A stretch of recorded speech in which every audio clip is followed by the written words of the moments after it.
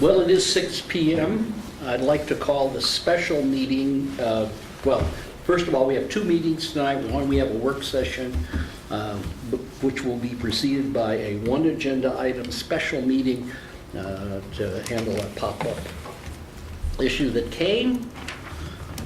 So I'd like to call the January 30th, 2018 College Place City Council meeting to order. We don't have it on the agenda. We please stand and say our Pledge of Allegiance. Pledge allegiance to the flag of the United States of America and to the republic for which it stands, one nation, under God, indivisible, with liberty and justice for all.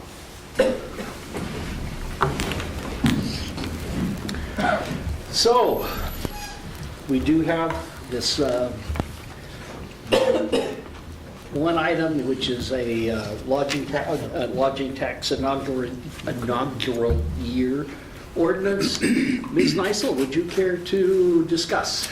Yes, the Lodging Tax Advisory Committee was meeting regarding the various different things that they have to consider, and they were informed that there was some interest in a potential request for some lodging tax funds this year. We didn't have enough information or anything to do that in 2017, which the standard procedure from this point forward will be that in 1 year we do a call for projects, it goes through the LTAC committee, they then make the recommendation to council and so forth for the budget for the following year. Since we have more LTAC funds than what we had thought we were going to have, the advisory committee wanted to know if we could fund a small project in 2018. In looking at the state statutes, there's nothing that requires that the applications are taken in 1 year in order to be funded in the following year. But we did have that in our ordinance that we passed for our municipal code. So this ordinance that's before you is basically, it's giving us a 1 year deviation from that procedure, only in the fact that the funds can be, the application can be submitted in the early part of 2018 for funds in 2018 in this inaugural year only. Any questions? Could you explain what the proposed use of the funds is? The proposed use of the funds is that it would be, you know, the valley, I'm drawing a blank on it. Yeah, it's the Walla Walla Valley Visitors Guide. Yes. So that's the primary booklet that folks visiting the valley use to check out landmarks, restaurants, and things. And pretty much every city in the valley, including Waitsburg and Dayton, were in this booklet except College Place. So with this project, we would get an ad in that visitor's guide, should be approved by the LTAC and the city council, and with whatever size ad we end up getting in the visitor's guide, the Union Bulletin publishers will find an equal amount in sponsorships from businesses and so forth in College Place. So we would end up with a nice Guaranteed. Yeah, because I met with them. And Okay. because that's why if you look in the booklet, Waitsburg and Dayton have a pretty big section in there. So yeah, that would just fix an issue that is a pretty big one at the moment. And the Visit Walla Walla organization has agreed to match the funds that council appropriates from, which would be if council appropriates the anticipated requested $800, then Visit Walla Walla will match that and do the designing of the ad in coordination with the Union Bulletin. And then hopefully that would provide us with one full page ad, and then the match from the Union Bulletin would provide with another full page. So we'd have a two-page full color ad in that. And there's about a 50,000 publication distribution of that, that particular visitor guide. Ms. Selby? So tonight we're doing the ordinance. Tonight- And when would we do the approving the $800? The LTAC is scheduled to meet and review the application on Friday, provided this ordinance passes tonight. And then, due to the time constraints, Visit Walla Walla has committed that if you choose to approve this ordinance tonight, they will secure the ad for us because there's deadlines prior to your next meeting on February 13th. So they would secure the ad for us, and then obviously with the hopes that you guys approve the LTAC funding on the 13th. Ms. Sherman? So Visit Walla Walla, you said, is creating the ad for us as well? Yes. What's the review process on that? Like, is For that coming back to Mike or the committee or Yes. something? Yeah. Yes. Other questions for Mr. Rosatello or Ms. Nisel? I'll motion to approve ordinance number 18-005, which amends College Place Municipal Code Section 3.42.055C-proposals for the narrow year 2018 only to allow acceptance of an application early 2018 for funding award to be made early 2018. Second. It's been moved by Mr. Cleveland. I heard a second. Melody? Seconded by Ms. Selby. Any further discussion? Seeing none, all in favor, please signify by saying aye. Aye. Opposed, same sign. Motion passes unanimously. I would accept a motion to adjourn. So moved. It's been moved by Ms. Sherman, Second. seconded by Mr. Cleveland. Any discussion? All in favor, please signify by saying aye. Aye. Opposed, same sign. We are adjourned, and now Thank you. we will move on to the council work session.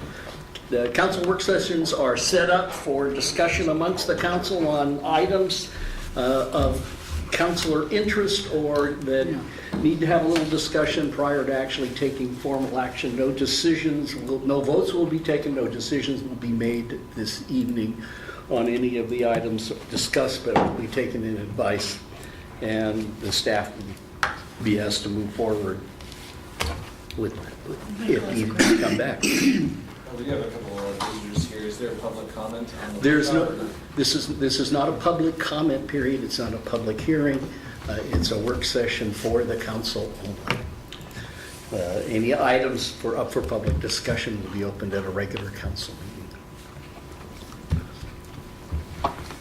So for, Melody has a question.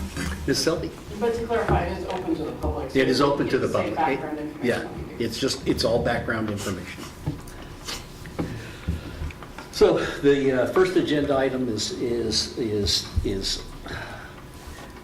by me. There were some council items that I think we needed to discuss. Part of the agenda packet included this year's committee assignments.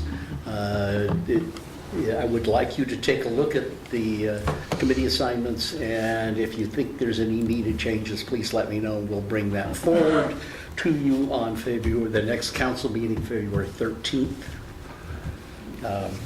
To deal with that, one of the other items on the committee is that right now we continue to hold committee meetings on an ad hoc basis.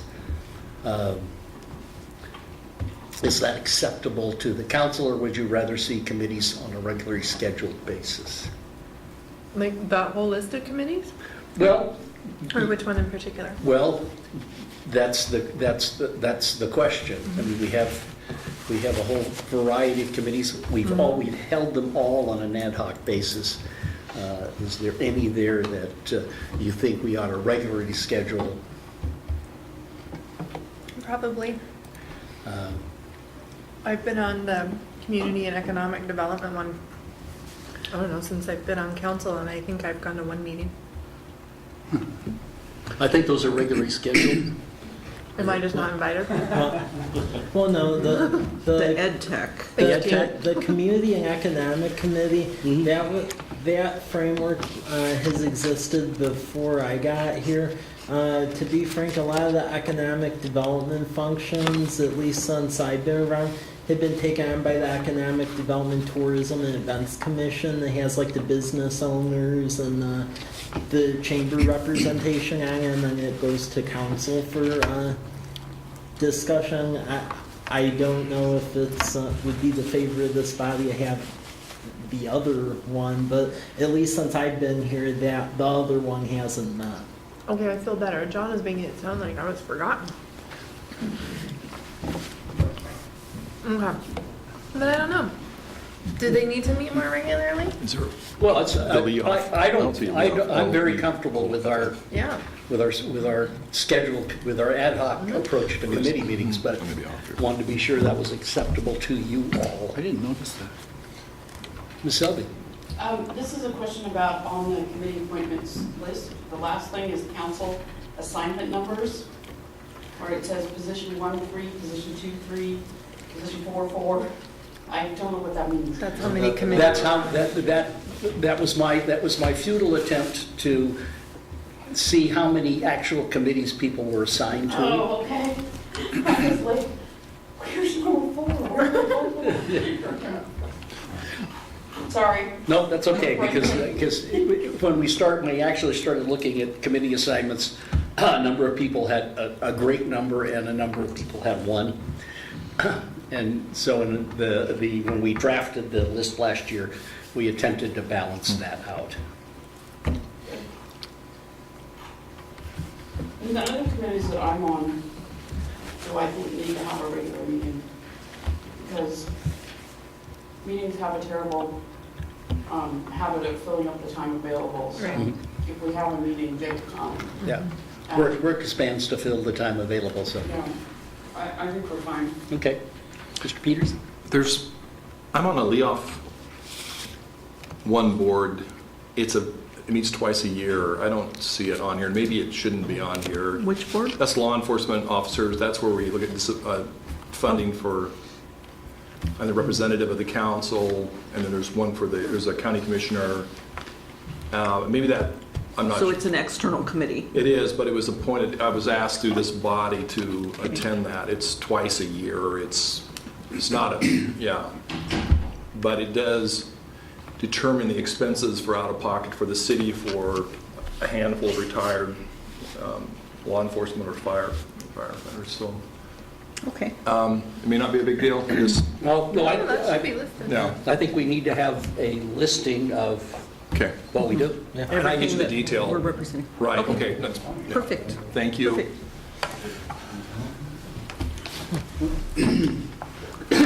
Mr. Dickerson? One other thing I see here, I didn't scroll down far enough when I previewed this, so I'm just seeing it for the first time. But the lower section here. But I see that there may be a concern here with, where did I see it? Oh yeah, the mayor pro tem.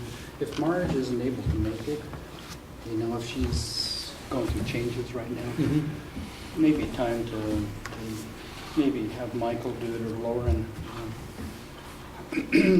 We can, I think it's. Or Larry.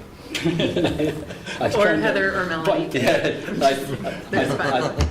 I haven't had a chance to talk to Ms. Nyhagen, Yeah, but most cities change every year, some every Yeah. 2 years, and I So- don't remember what ours says, but we can set that up to have a discussion and then yeah. have the council appoint a mayor pro tem. Or have one voluntold. And it can be done per meeting too, Yeah, if you neither have one to. are there. Yeah. you know. So, okay, any other council committee assignments and schedule? Probably the most contentious thing on this issue is the issue of prayer at council meetings. recent attendance at a MRSC training for newly elected officials. They strongly encouraged us to not have prayer as an official part of the council meeting. Ms. Neisel, being very proactive, was taking a look at how to approach this. And we do have three, we look at it as three options. We can continue doing what we're doing now. That does put the city at some risk of intervention, especially since our prayers tend to be less than ecumenical. We could not do them at all. Or Ms. Neisel, apparently along with the clerks group, has found that some cities actually have a prayer prior to the start of the actual start of the meeting, not part of the official meeting. Prior to it being called to order. Yeah, separate from it prior to being called to order, not part of the agenda. Does the city of Walla Walla have a prayer and pledge? They have a moment of silence. Have a moment of silence? Yeah. Ms. Selby? At the training, they strongly suggested that if you are going to have prayer, it should be not by one of the council members. It should be by like a local clergy of some type, and that you should move among different, so it shouldn't be from like the same denomination or even the same religion every time, depending on what's available in your community, obviously. Ms. Neisel? I just have one addition to add to a big problem that's come up with a few cities that have done that, is you can't decline anyone based on their religion, and Or beliefs? if they call their beliefs a religion and they want to do the prayer at your council meeting, you would have to put them into the schedule regardless of what their version of religion is. Maybe very problematic. And there are, It opens you up to some really I know potentially bad situations. yeah, I know of at least one person who considers himself a member of the Church of Satan. I know of at least one other person who considers himself a member of the Church of the Flying Spaghetti Monster. I don't know if either of them care enough to ask to be in the rotation, but they definitely exist in our community. Mr. Peters? Have there been any comments locally about our process here? Interestingly enough, every year I go talk to the government classes at WABA, and that was one of the WABA's classes observations about when they found it surprising that we did that. My Bible teacher from Wava, that was the first question he asked me when I got on council is, why do you do that? But I thought that was surprising. But we should clarify one thing. Please, Mr. Dickerson. My understanding is it's not on the rules of order. So it's not a rule. It's only just a tradition. Yeah. Here, it's just something that's voluntary. Right. And so there may be kind of a legal separation there if it's just voluntary and you don't have it as an order of your rules. If it's happening during the actual meeting, then Yeah. there can be objections and or lawsuits. Yeah. And so with Because that in it's mind, not- just kind of to understand why it's done here, it's just a tradition. You know, that's all it is. And, you know, it doesn't bother me, and yet I probably would prefer not to have it, you know, but it doesn't bother me. Ms. Selby? I will say, as a Christian who is thoroughly committed to the separation of church and state, it really bothers me. And I'm not like going to sue, or I would have done it years ago, but I would prefer that we eliminate it. The other, well, Mr. Dick, the other important thing is whatever we do here shouldn't be just for this group's personal Exactly. idea of the way things should operate, because we may not be here next year or 4 years from now, and somebody may change that rule, and so that's why it shouldn't be part of a resolution or an ordinance, because it's too changeable. It should be voluntary if it's going to be done at all. And so it isn't, since it isn't part of the rules, what's happening now is just really, I don't mind it the way it is if it continues, and it could be seen as whoever sets the agenda. I'm okay with discontinuing it. I'm too. As am I. Although I do kind of enjoy the Pledge of Allegiance. Maybe Well- we can go back Keep to that. Okay. That's not a, They're typically connected to Yeah. Pledge of Allegiance. no, it's not a Not a package. not a package deal. Well, it's interesting. I mean, we're having a political event tonight. And typically, many times, a chaplain at the national level will lead out. And so it's not an aberration. And I understand that there could be some sensitivities and there could be, but I'm in support of continuing it until Of continuing or discontinuing? continuing with the prayer and unless there were something were to arise. But let's not make it an order Oh, or a no. rule, but do we leave it voluntary, or leave it up to the mayor, whoever sets the agenda, to whether they want to include it or not?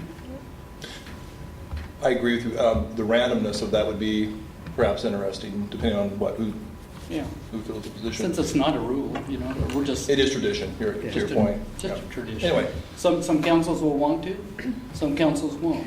So, aren't we talking about this because it puts some liability on us if we continue having a prayer? And so why would we want to it- subject ourselves to yeah, that liability? But the liability would not, the liability would be to stop.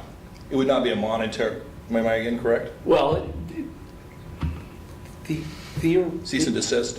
Theoretically, we could get a cease and desist order. Theoretically, there could be, they could try and do monetary damages if we were taken to court. Just the cost of going to court will be the cost involved in that. And just as a comment on, like in the this evening's State of the Union address, as well as opening of both the House and the Senate, those are very ecumenical in nature when they do that, which is having sat through both of those, they're a very ecumenical process. Ms. Selby and then Mr. Peterson. I think there's also a second legal viability besides just being ordered to cease and desist. If we make a decision, whether it be zoning or anything else, that a member of a non-Christian religion feels that we were biased against them, they would point to the prayer as evidence of our bias. And it's been, That would go to, that would be It's been held up. that would be case law at Yeah. a national level. Yeah. Anyway. Okay. Yeah. So general consensus that I hear is there's no strong desire to continue to have prayer as part of the, once we're called to order. Yeah, and I think if somebody wants to come early, and Yeah. that could be a voluntary thing. I'm certainly not opposed to having a prayer before, or even just a moment of silence. Those are acceptable things in my eyes. And I like the idea of the moment of silence. I would much prefer the moment of silence because I think putting it before makes it feel like we're kind of sneaking around. Like a pre-huddle. Mm-hmm. And it just feels awkward. Now, if people want to get together and pray outside before they come in, don't have a problem with that.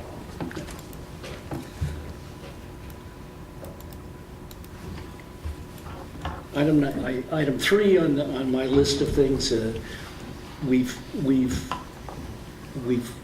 sort of had a de facto 5-minute limit on people wishing to address the council,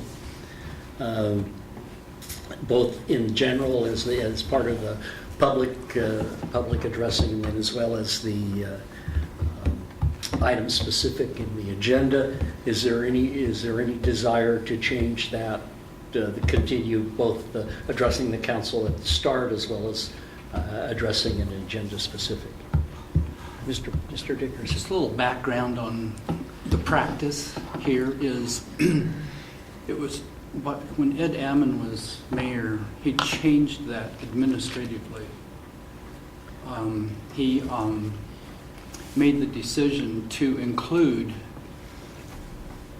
comments during the agenda item. It used to be that if you made comments on anything on the agenda, you would do it during the time period at the beginning. And every mayor after that has kind of followed suit with what Ed did, just changing it. And the council didn't object. And it did make a little bit more sense because then they could enter in when the time was right on the discussion if they wanted to. But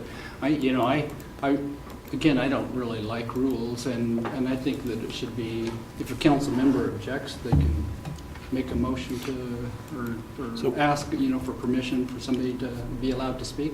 But if you want to let somebody speak longer, I think it should be up to the chair. Okay. Mr. Peterson?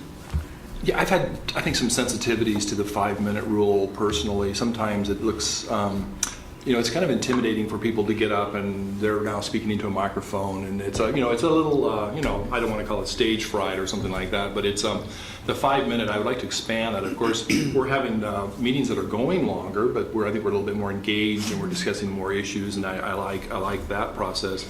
But I would like to, my personal feeling is I'd like to open that 5-minute up. The second thought, though, is the interruption. Let me back out. I don't want to say interruption, but then the comment during the action items is. That's also a point. How do you feel about that, Harvey? I'm kind of agnostic about it, as long as it occurs after the staff presentation and before discussion by the council. I think it gives the council an opportunity to hear from people in the formal environment. Yeah. I don't want to go into a back and forth, however. Yeah. We've had one of those, and that tends to drag on and on. Because I think sometimes the public comment section, there may be there may be 4 or 5 action items, and maybe it's the 5th action item, and somebody says, I'd like to speak, and then, oh, wait a minute, I should have talked about this in the rearview mirror, 15, 20 minutes ago. And so I support the idea that if there's structure, that we could then have it during the action item, but then that would be, you're right, we'd have to be very guarded that this is not get for a tit for tat at that point. And yeah, right. Ms. Selby? The concern that I have is I support having a limit, but I don't think that the limit is really well told to people. And so what happens is then when the chair goes to cut them off, it feels personal. So I think if when we announce the public comment period, we say right then, you're invited to come up for not more than 5 minutes, and I will keep a time and let you know. Then when you have to cut them off, it doesn't feel like, well, I got tired of what you're talking about. Which, I don't think that's what you're doing, but it can kind of feel that way, especially if you had a couple short comments and then somebody gets cut off and they're like, well, why did I get cut off and they didn't? Ms. Neifel?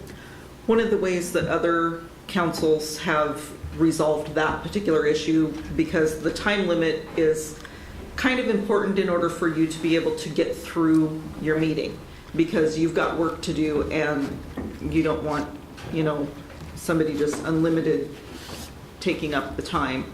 But one of the most common practices is they do have a time. If there's a group of people that want to speak about the same thing, then they have them choose one person to speak for the group. And you have an electronic timer that is visible to them that counts down, and that way the timer is the thing that's cutting them off, not any person, and they can see that. So we could get a timer. I can't imagine they would be expensive, but that's what happens in a lot of councils. As long as there's not a loud buzzer at the end of it. Right. A little cane that pulls down.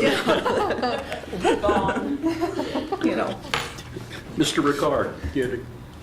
I would point out, I like the idea of having an additional comment period after like a staff report on a particular agenda item. I would caution though on items that have gone through a public hearing, like with planning commission or where the record has already been set, that could cause some issues where you're hearing additional testimony on a closed record hearing. So, I mean, that would be something to probably run through our legal before we open up for additional comment if we've already held a public hearing at a different level. So to your point, we have a recognized open public comment section that the mayor defines as we've started and we've ended. So the problem would be now we could have 3 or 4 or more of those where there's a beginning and an end. That is recognized as an official public comment. Well, when you have gone through a public hearing Right. process at, say, planning commission, you're holding an open record hearing, such time as when that meeting is completed and the chair closes the public comment period, your decision or the recommendation from the planning commission is based on the comments taken at that hearing. And that's what you as a council should be making your just final decision on, is the record at the planning commission, not necessarily new. Because often what happens is people aren't satisfied with the recommendation that the planning commission will be making or has made. So they'll show up at the council meeting very upset and want you to hear them, but it's not really appropriate because of the rules of public hearings. It's not an appropriate time to do that. So John, we would have at the council meeting though, so that we're informed of what happened at the planning commission, there should be notes, and there are notes in our action items that we should be responsible to review. Right. Because the problem there is I don't want to be blindsided and say, well, you know what, these comments were made and I don't know anything about what these comments 3 weeks ago, a month ago. Well, right, And- you would be provided with a complete record. Which And often when we have instances like that, we will, advise the mayor to make a statement that the record was set with the planning commission. I just didn't want anybody to kind of get the feeling that if this becomes new policy, that we open up for additional testimony. I just don't want to feel blind. Yeah. You know. Well, and that can be part of the agenda. Yeah. Agenda item. Mr. Cleveland. I like the idea of a sensible 5-minute time that they have with, the option that council member can motion to hear the rest of the testimony or something. I kind of feel like there's like a timer sitting up there in terms of like PR just kind of says, all right, here's your pigeonhole amount that we're willing to listen to, and that's kind of it. I just feel like it wouldn't be particularly inviting for, citizens to participate and be heard. So I think I'd prefer to have, the chair give them a 1 minute warning and then say, okay, your time's up on it, rather than like a big red clock with the time ticking down. And that's also kind of intimidating too, So we got several things going on. We have official public hearings, then we have public comment, and then we have, I don't know if you take public comment at planning commission meetings or not. I know you have public hearings. There are times that the chair will open up and if there's somebody there, but it's Yeah. public comment. And then you have, I've got a little book that I got from MRC, maybe 20 years ago. It's called You Be the Judge. And in there it describes land use issues, and when you have quasi-judicial meetings, you're required by law. You have to go through this checklist. And then you're required by law to have the pros and the cons take turns. I can remember that in there for who wants to speak for or against an issue. And so we've got several things going on here. I don't think we should mix them all up and say, well, just because you've made a comment during a public hearing at planning commission doesn't mean you can't make a public comment at council meeting, because it can be about anything. And this thing about that Ed started, anybody that would like to make a comment that's not on the agenda, about an issue on the agenda, that started with him. He just made that up. It's just a tradition again. It's like, and the mayors that followed just kind of did the same thing. If you have a comment that you'd like to make about something that's not on the agenda, go ahead. Then that confuses people, because there's only one public comment by our adopted rules. Harvey. One of the things perhaps we could announce at the beginning at the single open for public input is that this is the opportunity to comment on any of the action items that we will be discussing here tonight. I think sometimes I've seen people that were surprised that this was the one time they thought maybe they could get their comment in later. So I mean, a quick comment that this is your time to speak, open for public comment on any issues, but the other one is that if you have any comments on any of the action items tonight, this is the time to do it. And so, And the thing that seemed inappropriate to me as I witnessed this change on the council was that if somebody in the audience felt like it was inappropriate to make a comment during public comment about something that was later on the agenda, but it's not. It's not inappropriate. It's in fact, in some cases, it's good for the council to hear well in advance of the meeting of the agenda item, so they can think about what the person has said, and not just be kind of surprised, during the agenda item.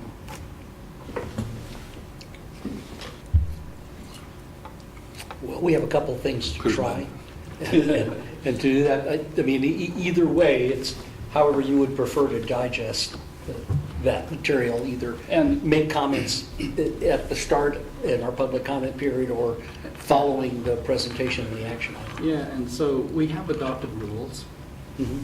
Prayer and pledge is not on there. Yeah. But public comment is. Right. And so the time limit is not on there, I don't think, is it? I don't know.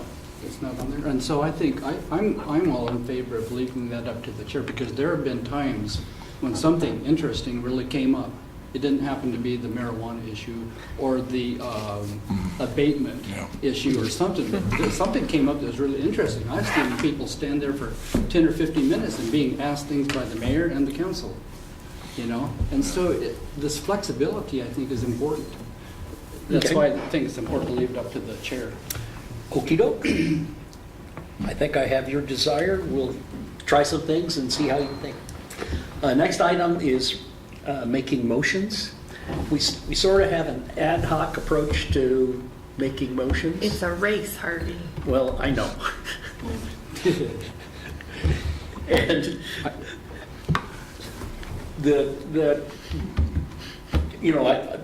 I think the race is fabulous. I don't think it's appropriate to even suggest a rule on that, because it's a wide open thing. Yeah. But in all throughout humanity, there's one principle that makes people get along good. That's if you understand how to take turns. No matter what religion, what culture, taking turns is like a principle that just really helps people get along. Mr. Cleveland. I just like the idea of being able to, there's certain pieces of legislation that I'm like, hey, I want to be the first on that one, So I kind of like the race aspect. And I like being able to say, hey, I made the motion for this one, rather than like, okay, it's my turn, It's just a little bit more meaningful for me. Or you might have an issue that's dear to your heart. Right, exactly. I don't think the issue is my turn. I think it's an issue of it being evenly distributed. Yeah. Take turns. And instead of it, and I'll be quite frank here. Instead of it becoming a race to who can say second first, and also to, it's nice to, instead of trying to interject who can be the first one to make a motion. I think that there needs to be add a little bit of professionalism to the proceedings. Well, it used to be that people did that because it gave them a chance to get their name in the paper. Did they do that? Yeah, it was always listed, who made the motion, who made the second. Oh, but there's been a lot of times where, I agree totally with what you said, and there's been a lot of times where Lauren and I just sit here and kind of do the I thing to know who's going to go. But I'm always looking around and waiting for someone to speak up. But if no one is, then I'm going to go. On the edge, No ready to way, go. man. I'm Oh, yeah. watching y'all. If no one has any more questions, I want to get moving. I've got to come in early in order to get ahead of you. I can stop motioning so fast. I'll just stop. I don't need my name in the paper. My biggest issue on the whole motioning thing is efficiency. I would hate to have us sitting around because everyone's afraid to make the motion. And it often seems to me like, okay, it's been quite a while and no one's made the motion, so I'll move. But apparently, there's a lot of research on this. It depends on, your family background, how long do you think pause is, so. So- There you go. So we discussed an item for 45 minutes, and we're concerned about whether it's 4 seconds or 8 seconds for a motion? Why are we discussing something for 45 minutes? 10 minutes. Yeah. Okay, well, Shave it you, up. I think you all are comfortable the way it's happening now. I think it's evolving. Yeah. We can keep evolving. We'll just deal with that. Lisa It's has a ad question. hoc. Lisa has a question. I just had a request to make with the recommended motions.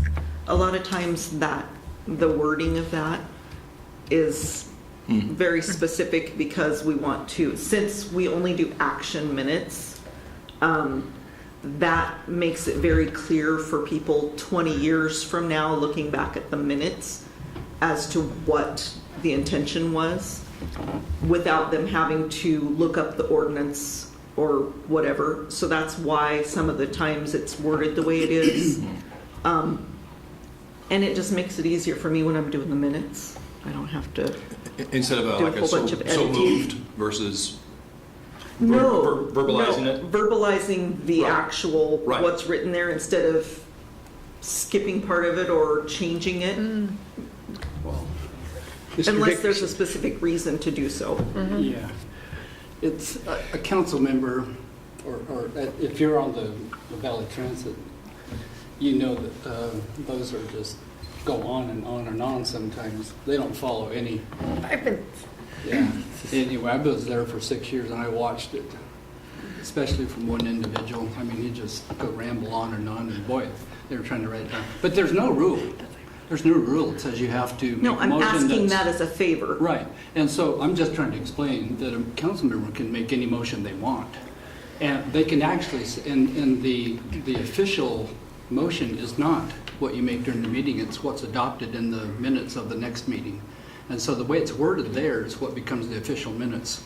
I am not going to type the minutes a different way than the way you say it Right, in the and s- verbatim, the recorded, Oh, yeah. actual meeting. And so somebody could actually make a motion that says, I move that we recommend that we adopt the recommended action as noted, please note that.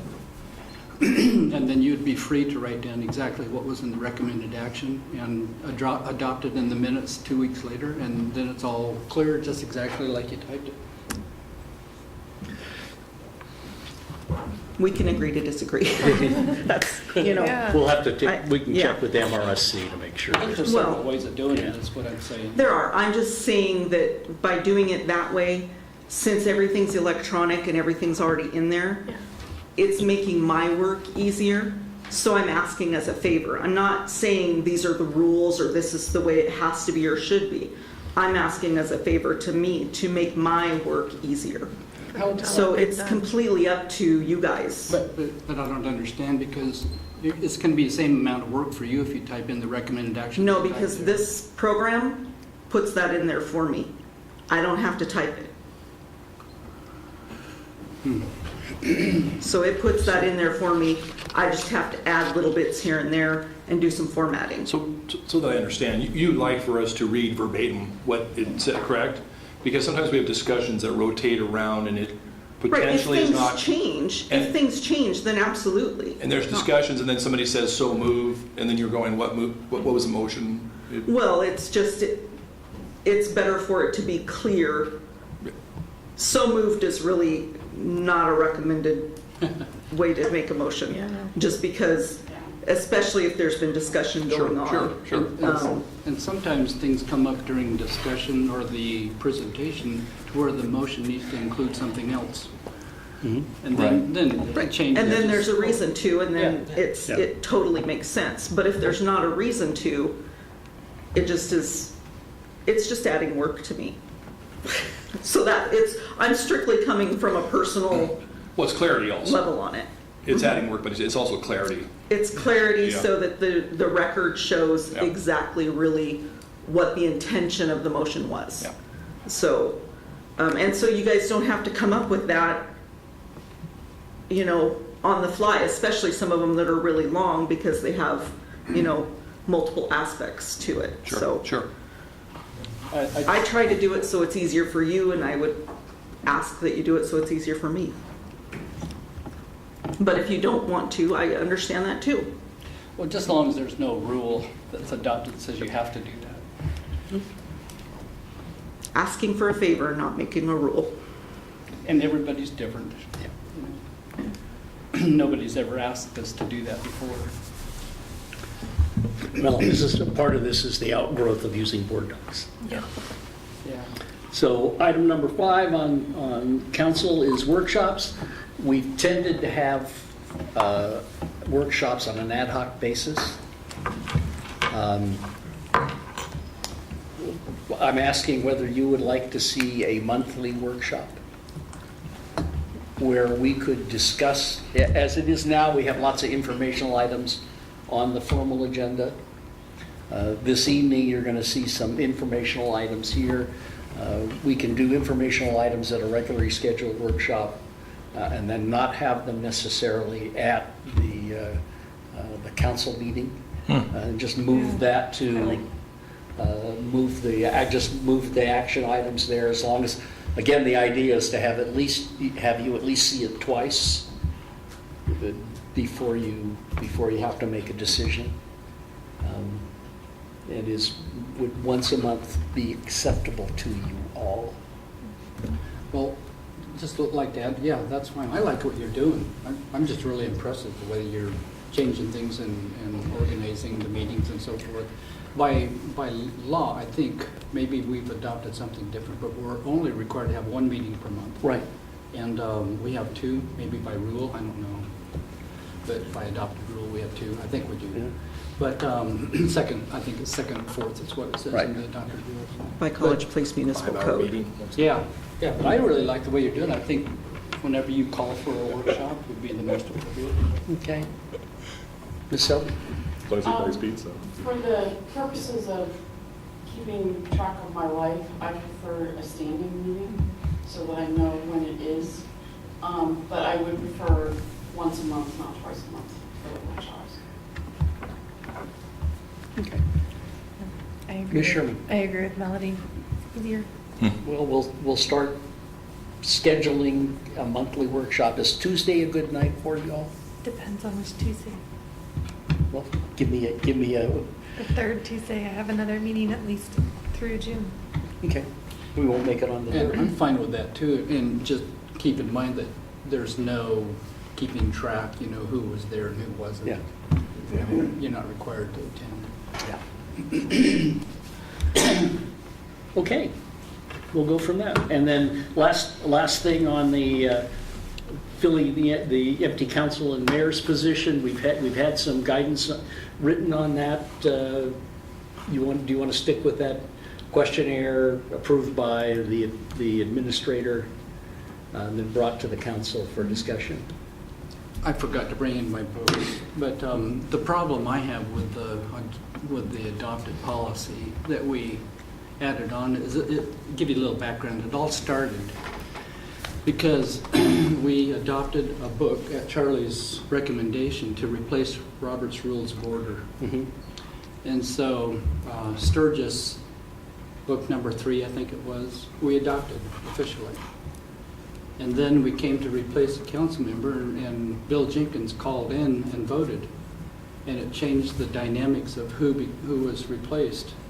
And 2 years before they voted by phone, they tried to get more copies of Sturgis number 3, and it was out of print.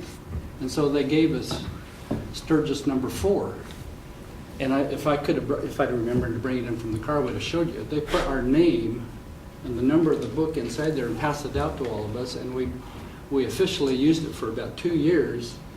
And so when Bill voted by phone, I said, well, the new book you gave us that we've been using as practice policy says you can't do that.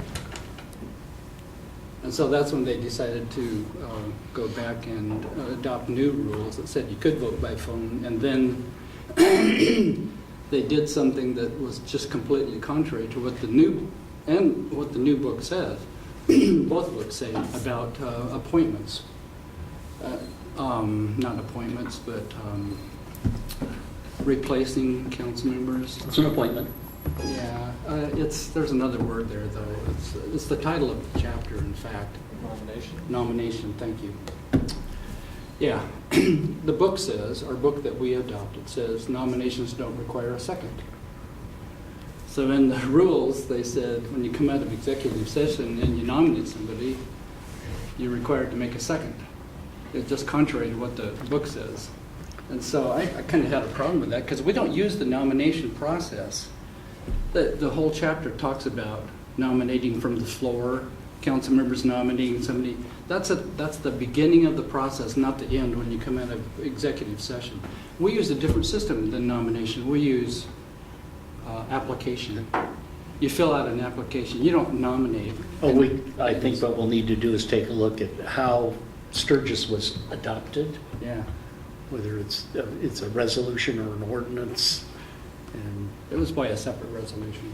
Yeah. we can take a look, I'll look at clean that. that up, and clean up the. But the what I'm resolution. suggesting is that we should, I mean, I couldn't talk Charlie into it, nobody'd listen, but the word nomination is really, we tried it. Okay, here's what happened. The first meeting, we tried it. We came out of executive session. Somebody said, I nominate somebody, so-and-so. The second person said, well, I nominate so-and-so. And they all did it just, and we had 3 or 4 different nominations. And Mrs. Scott, she didn't know, what do we do now? And we were all confused. And so somebody said, well, let's vote on the first one, okay? Then vote on the second one. Then vote on the third one. Then vote on the fourth. Well, we'd already decided in the executive session, we had a general idea who and who not. You know, we spoke for and against, you know, and look at their qualifications. That's all you can do. It just it was really confusing. So that first meeting, we tried to follow and tried to figure out what this new rule was of nominating after you come out of executive session. Didn't make any sense. We haven't done it since. Charlie observed us not following the rules. He never said anything. We did it the same way we'd always done it. Go into executive session, somebody makes a motion. Second, you vote on the name, and that's all there is to it. Okay, we'll take a look and see what's going on. Our reference materials for, Our rules committee discussed this quite a bit, and we all Yeah. agreed. okay. So, okay, come on. That ends 2.01. Mr. Ricard. Vacation rentals by owner, vacation rentals, BRDO, and Airbnb.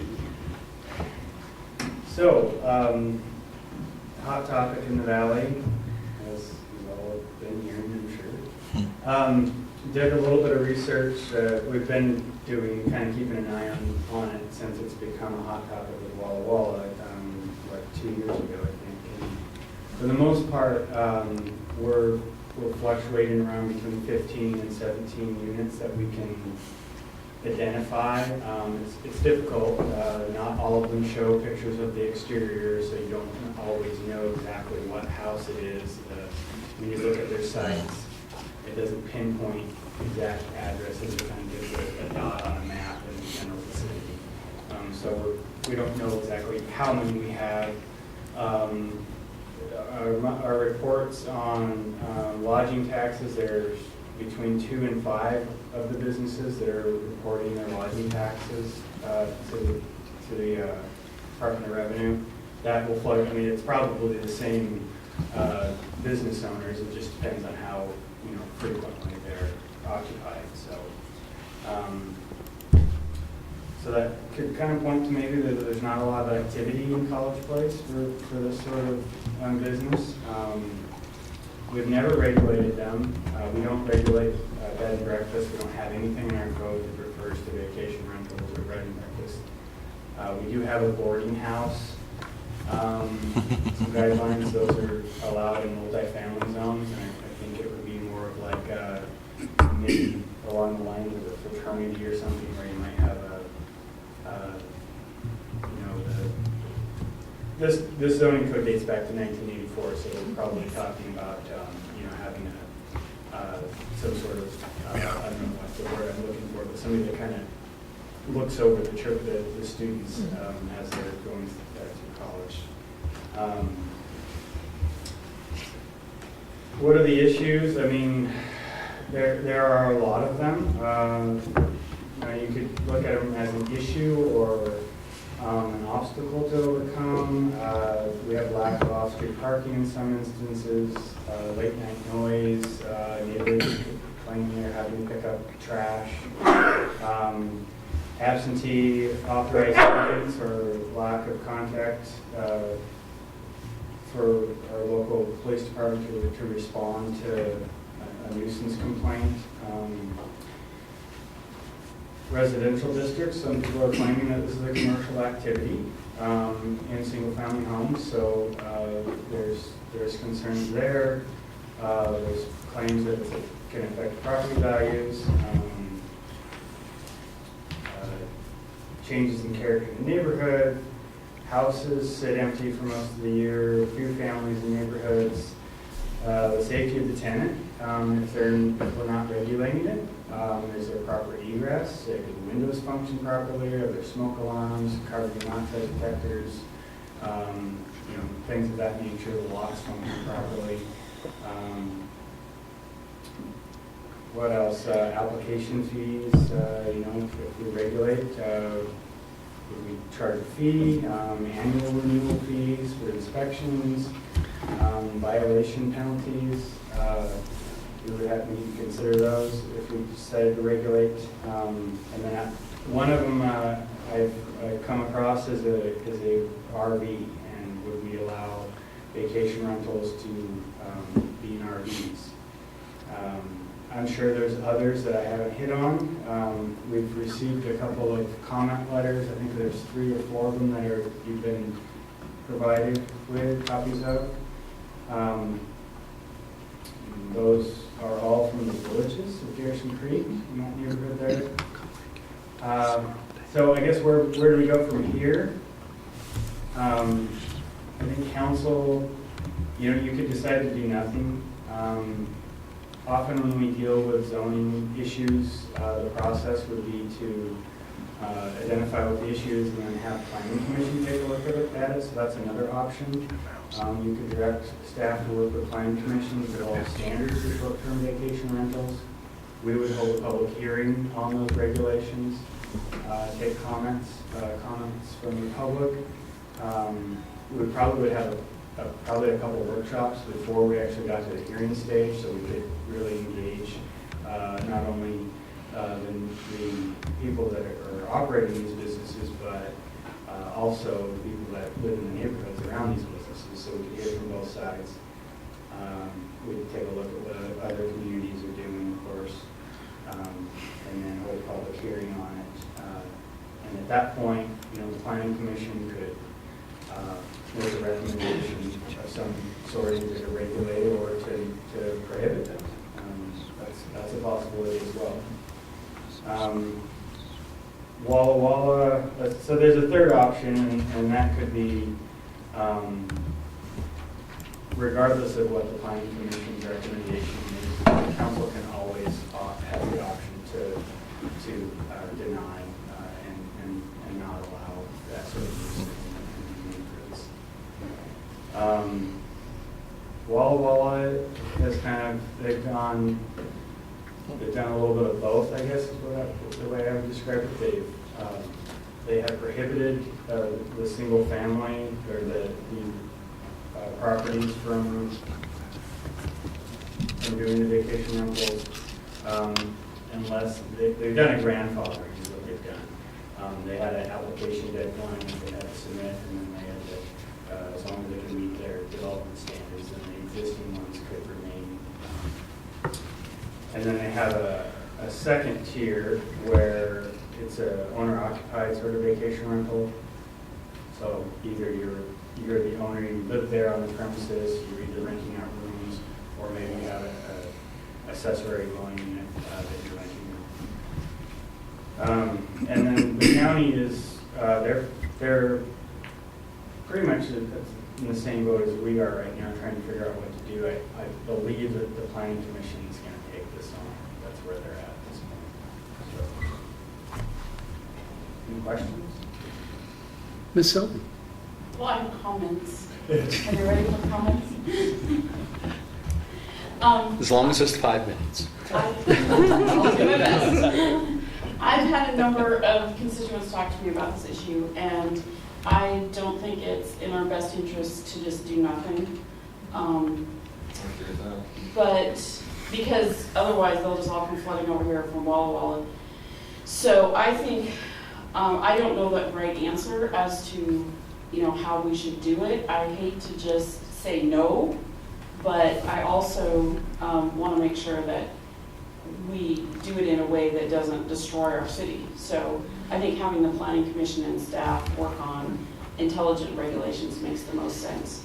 There's a related issue that I think we could probably look at the same time, which is sort of the standalone backyard kind of mother-in-law thing.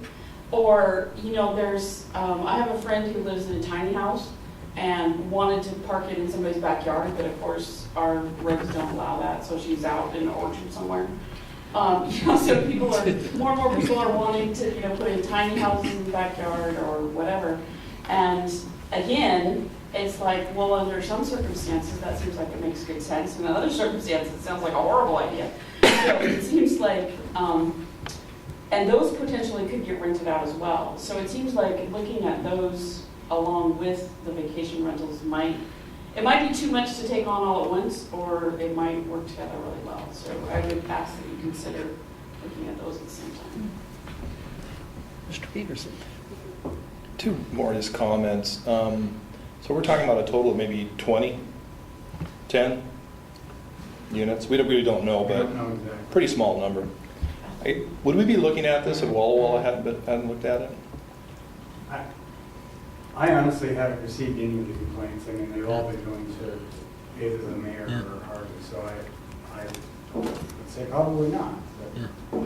But. I mean, that seemed to be what triggered it, because Walla Walla was being flooded with a lot of vacation rental issues, and they took their action.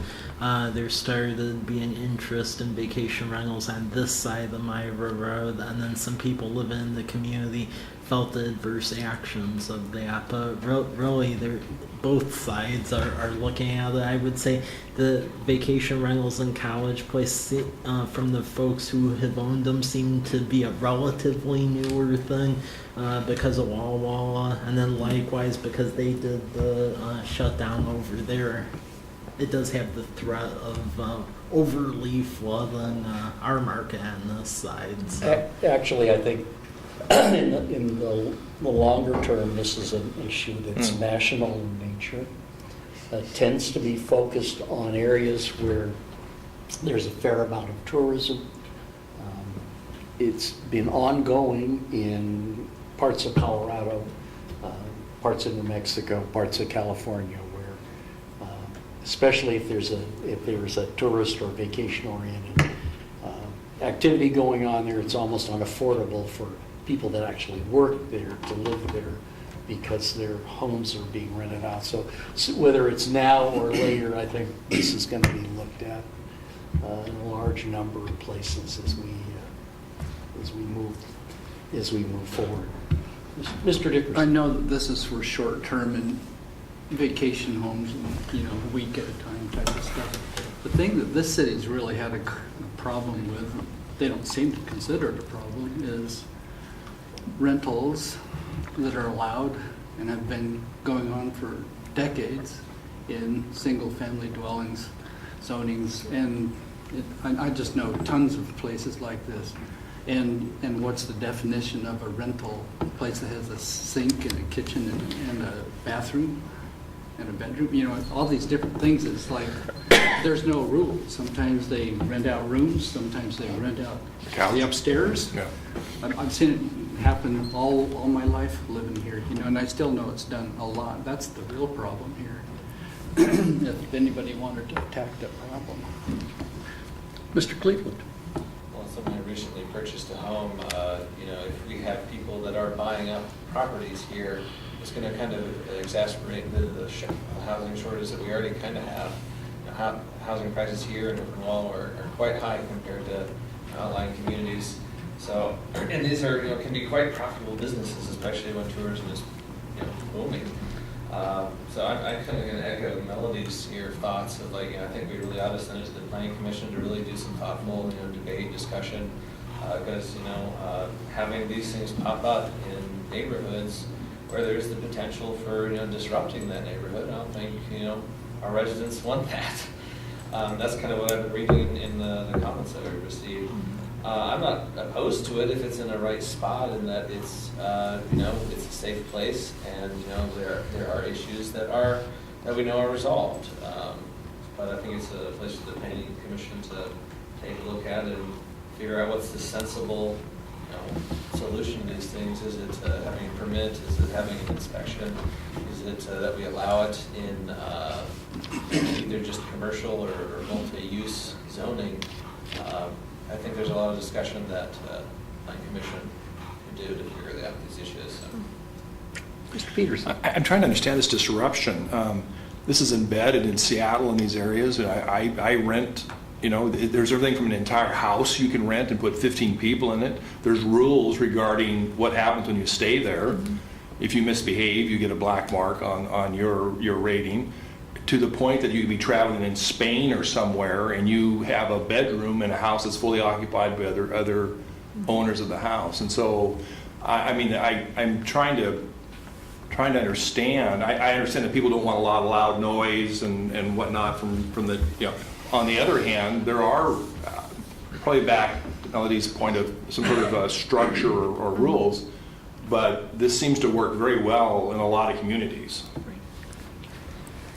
Ms. Sherman. Yeah, I agree with Lauren and, excuse me, that as renters, you want to have the good points and you want to follow the rules. And we rented a property for a family reunion in Walla Walla, a really large house, and they told us, just mind the quiet hours. And we had kids, they were in their 20s, playing ball in the middle of the afternoon, and we were getting complaints from the neighbors that they were being too loud, and they weren't. It was 2:00 and it was a sunny day, and so I think that it's going to be, there's going to be some of that too.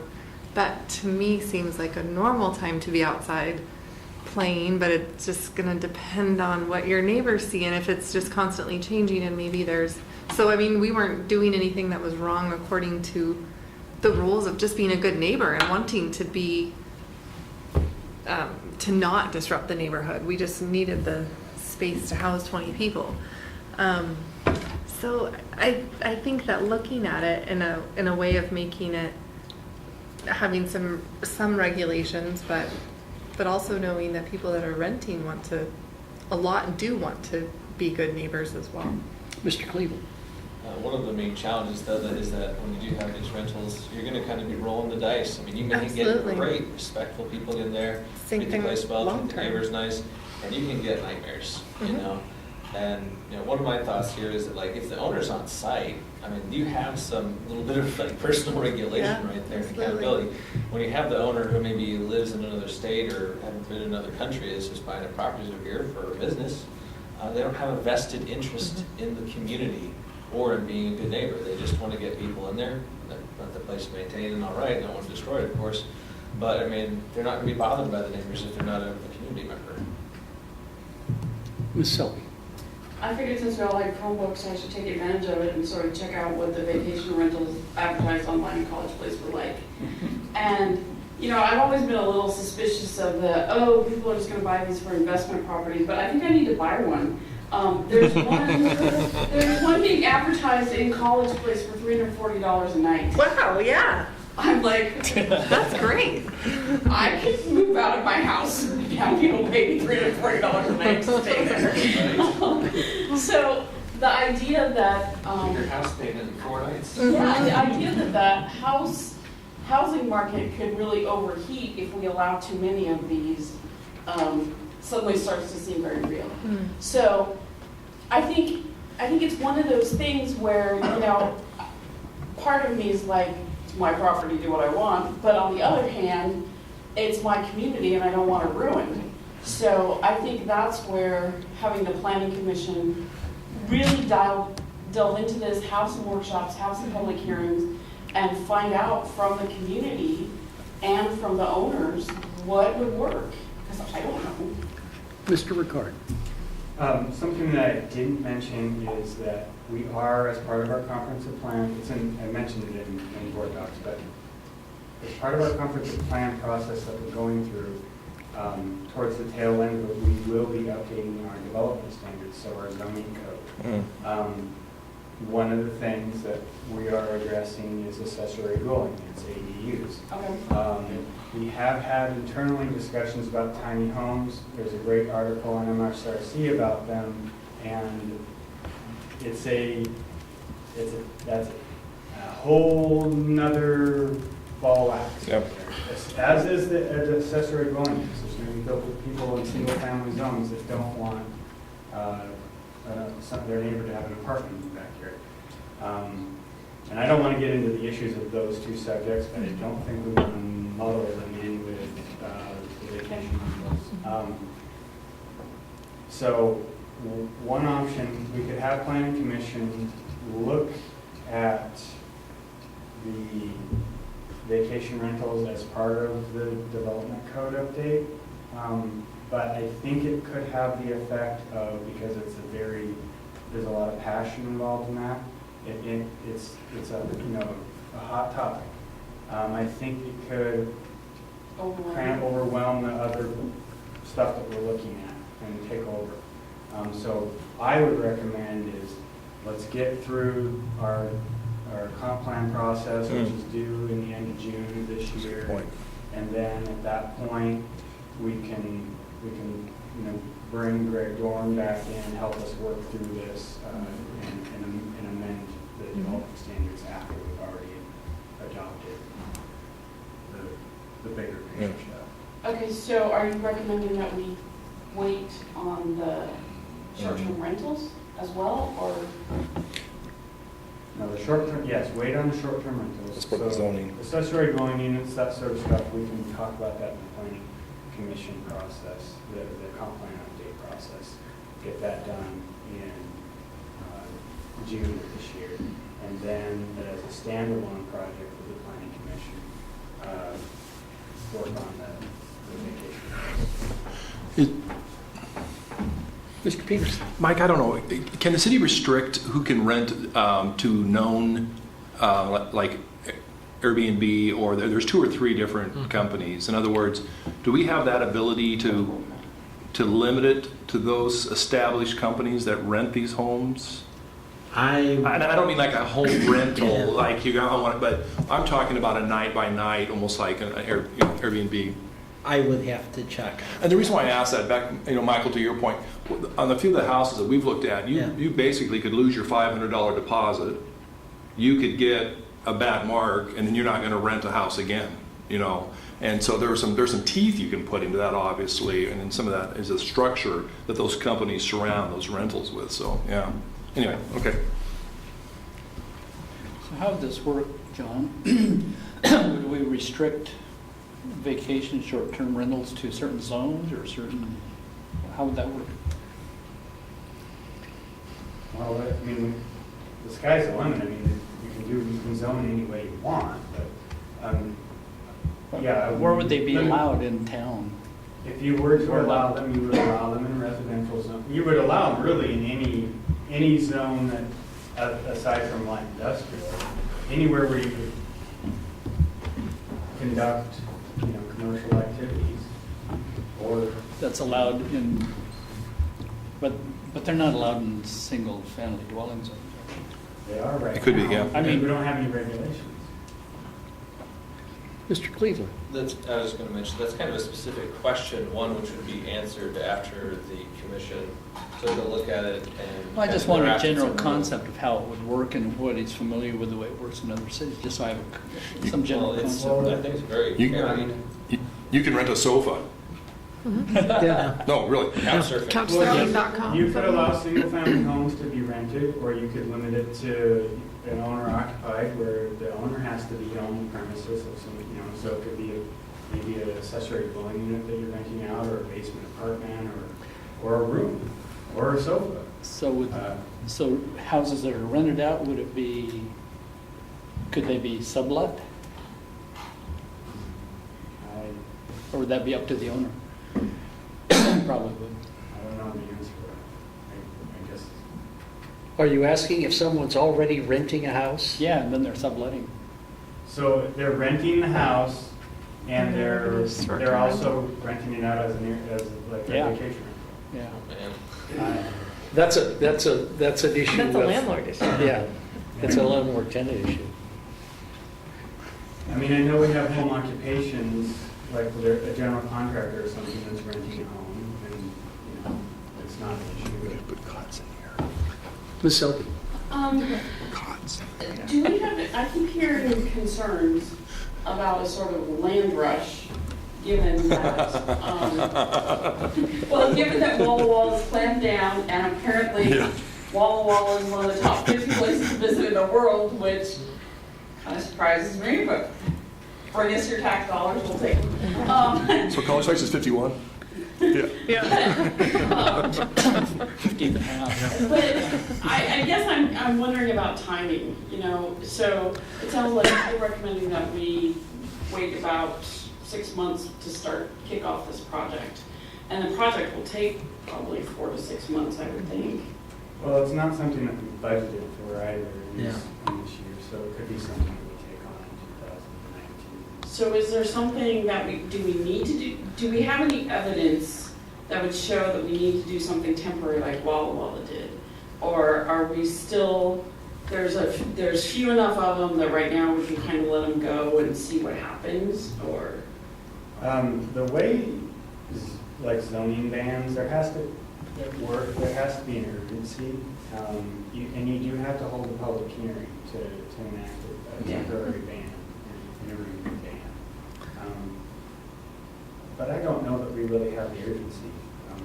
I mean, I've heard fear, but I haven't heard any evidence that, there's. Well, it's what Mr. Ricard pointed out is that we've got to have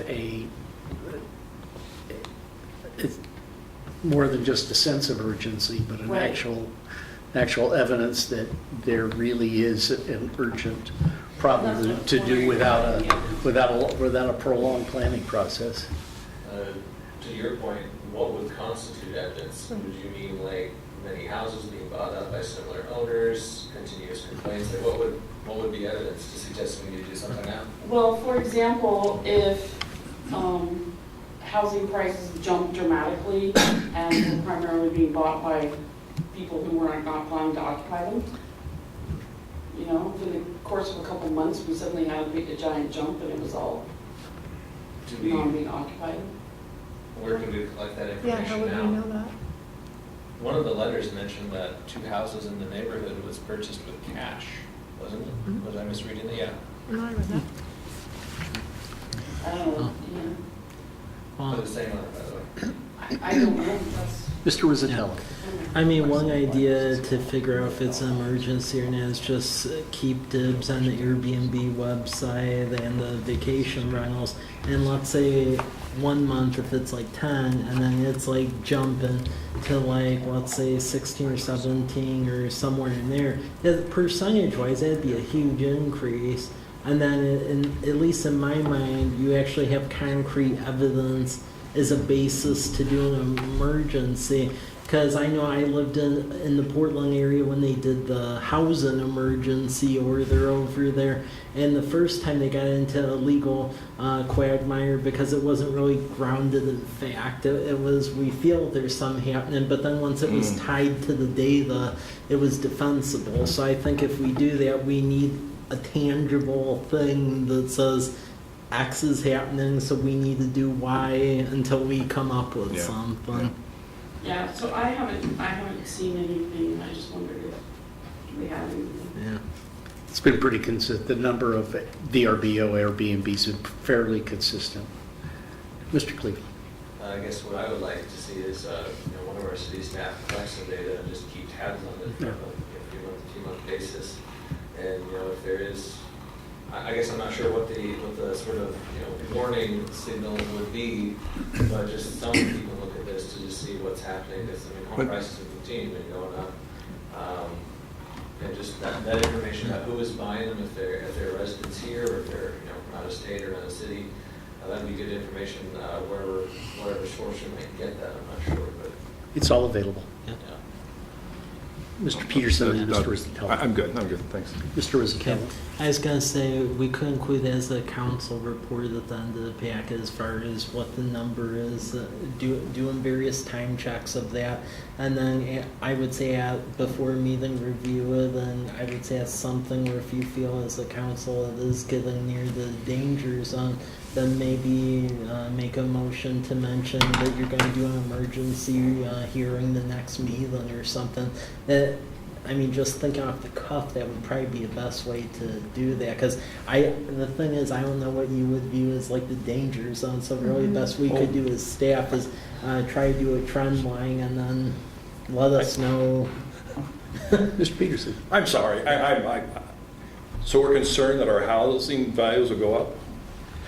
Isn't that a good thing? So we're concerned that people are going to like pay cash for houses like they do in Seattle, and then we're going to monitor that and see how our values of our houses go up compared to Walla Walla and the state average, or? Well, my concept is that we just check the Airbnb website and the VRBO website, and time to time check how many of them are actually in that website within City of College Place, and the council could determine if it's going up at too high of a rate to do something.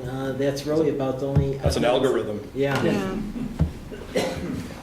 It's difficult to track Yeah. because, It is. Yeah. you put in the dates that you want to be there, and they're not going to pop up if they're already being reserved. Right. Yeah. Ms. Selby. Another thing that I'm always concerned about is, are we getting our lodging tax out of these people? So if we're going to be collecting that kind of data, do we have like a little mailer we can send to the owners and say, oh, by the way, these are all the taxes you owe us. At $340 a night, we should get some taxes. Well, I would just add that company that we contracted with about a year ago, as of our audit, they're in the middle of doing that, figuring out which ones exist where, and if they aren't remitting, go after them to pay the respective tax. So. Good. Other questions for Mr. Ricard? So I think the consensus is we'll continue to track what's going on, to provide you back with information. We'll use the Planning Commission process to go through the process of the public hearings and establishing a recommendation for you to adopt. And we'll do that following the public hearing process and the development of the comprehensive plan. Heads are nodding up and down. Thank you very much, Mr. Ricard. Mr. Gordon. Assumption of private infrastructure. I think we have a short presentation coming up. Under 5 minutes? So you all have, yeah. Great. I'll limit mine to 2 minutes and you can have 5 minutes. Where did you put it? It should be, Under quick stuff. I had it on the, maybe it was on mine. We can use the regular board. The time is in finding that. Oh, okay. The PowerPoint is only like a minute. I guess I might, we must have it on my own computer. Probably. That's a good time to get some pizza. Yeah, exactly. Let me log in. You need to for go try the docs, gluten-free one. I'm going to take a and then I can get the PowerPoint, Once a month meetings, the pizza. not pretty PowerPoint for you. He said once a month you're getting us pizza? Or I don't have it. Yeah. I'm in for $200 already. That wasn't. No, that wasn't, but the time before and this. You got your zeros multiplied. Yeah. Yeah, I'm telling you. Well, we can pay for our own selves. yeah, we can, That would work best for me if we can just put a little something in it. yeah, put a little something.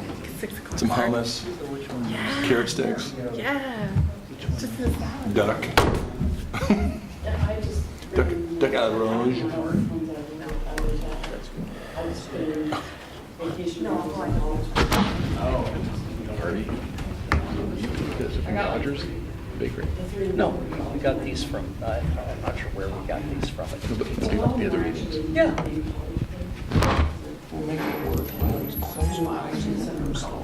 Sorry. I'll come around. Yeah.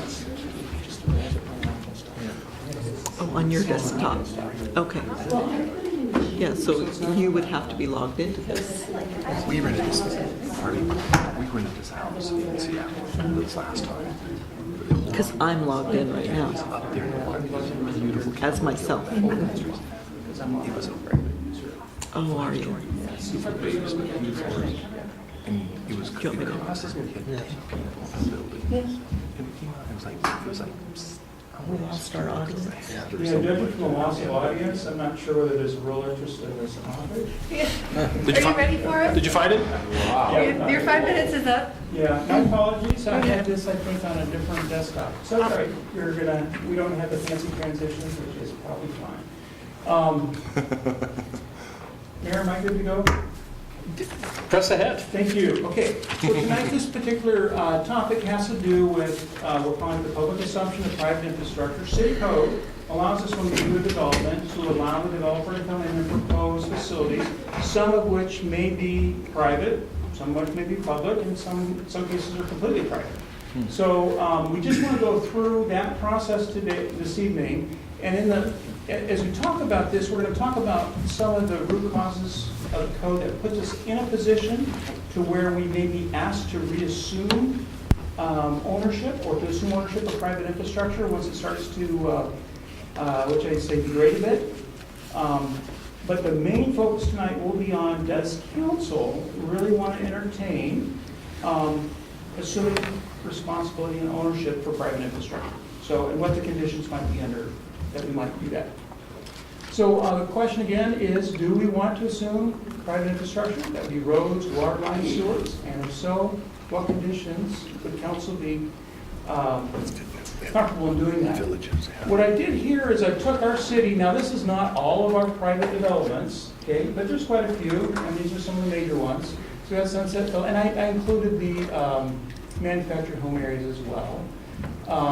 We have Villages, Autumn Meadows, Valley Terrace, this is spelled wrong, my apologies, Lorella, Whitman, Beauty, and so forth. So we got quite a few. It's not like it's just one or two, but we got quite a bit, yes. Is this only road and collection systems, or do we have actual sewage treatment plants? We don't have sewage treatment plants, it's all collection systems, yeah. There's only one in town, aside from your backyard Septic? septic tank, yeah. There was no package plant? No, not that I'm aware of. So anyway, that gives you an idea of what we're looking at. Some of the background here is that when developers come to the city, many of them are inclined to propose private infrastructure under our plan unit development code. And that allows them to kind of tweak and provide a different kind of a product to the residential market usually, that looks nice and that has a different flavor and so forth. It has to be as good or equal to our own development standards. But in doing that, they often propose private infrastructure. In other words, infrastructure that homeowners or homeowners associations assume responsibility for as they move out of the development process and sell the homes. One of the things that they come away with usually is they're able to maximize their lot usage, which means that it makes it more financially viable for them to develop here. It means that they may make more of a profit if they're able to do that successfully.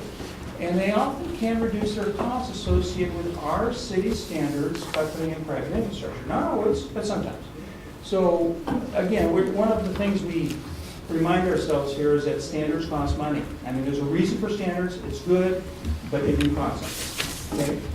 So this can practically result in higher lot densities, okay, through the use of private roads. Although this is not, most of this is based upon today the fact that they don't have to include parking necessarily on the road. They don't necessarily have to include sidewalks on both sides. So you can actually get more lots in there, but they still have to compensate with parking somewhere it's really kind of a game in terms of how they lay it out, okay? Used to be they didn't have to build to public road standards, they do now, even if they're private. Wasn't that long ago either. It wasn't that long ago, No. yes, but they can still leave out the elements. They don't need the parking, they can compensate, they don't need both sidewalks, so they still have some flexibility. In some cases too, this results in substandard infrastructure. Okay, although we say have to build the city standards, what does that mean? Does that mean they still have to use 8 inches of rock, or can they get away with 4 or 3? Can they use a thinner asphalt surface? They propose a road section that's not in our standards necessarily, okay? So under the PUD. So they have some flexibility there. Long-term implications, this shifts long-term infrastructure burden to the homeowners, okay, under those community association structures, which means they're the ones building the roads, they're the ones fixing their water lines, they're the ones fixing their sewers. They do that anyway in the city through, the taxation and the revenue base that we have here, but it's much more focused, okay, and it's only a small group of people usually that are taking that on, or a relatively small group. They're often aware of the fact that they're the ones that are going to have to foot the bill for any fix in their community, okay, when they actually sign up. Whether they do that willingly, whether they are just not aware of it, Well, yeah. that often happens. And they're often ill-equipped to finance and maintain the infrastructure. This infrastructure, when it busts, when it breaks, costs a lot of money to fix. It lasts a long time, but when it hits, it's a bust on the system for the folks that are we're living there. Explain that, just open it up a little bit. The developer is responsible when he lays it out and puts it in and everything. Then he's gone after he sells all the places. And then they have covenants, $80 a year, $120, whatever. And they try to collect enough money to do repairs. That doesn't work. Well, if it's done well and somebody steps up to the plate and people keep it up, it can work. As always. Because I drive through one every day, and whoever put that infrastructure in, that's it. They've been meaning to fix that for 10 years now, because it settled, and the asphalt cracked and everything else, and the road isn't, the garbage truck won't even drive down there. It's a new road too. Won't even drive down there because it's not up to standards, and there's liability for the truck. That's a good illustration of what we're talking about. Could a developer, by design, go short on quality with the hope that at some point the city would have to assume it? In other words, I read what you said, where the owners may be responsible, but if they can't pay for it, in other words, you could cut corners, realizing that down how many years in the future, this is have this privatized or handed over to the city. They're going to have to take care of the sewer. They're going to have to take care of the water. They're going to take care of the blacktop. That's right. I mean, could somebody actually go through that thought process when they're designing it, or? Well, I can't see into the minds of the developers, Right. but I suspect that is a strategy, that if you really wanted to be able to pocket the maximum amount of cash walking out of development, you could think that way. I think I need to argue a little bit on the side of developers. We have developers who opted for public roads, like Homestead. All of them were public. They had the choice to go private. They did.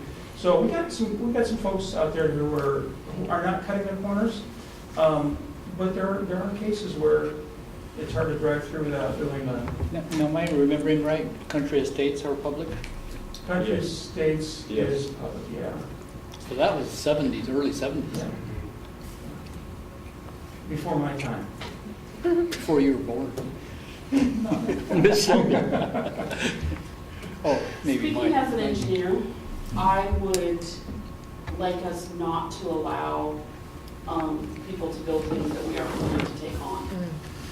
Now, maybe they can have some flexibility on how they build it with the things like, for this planned development, you don't have to have sidewalks on both sides or something.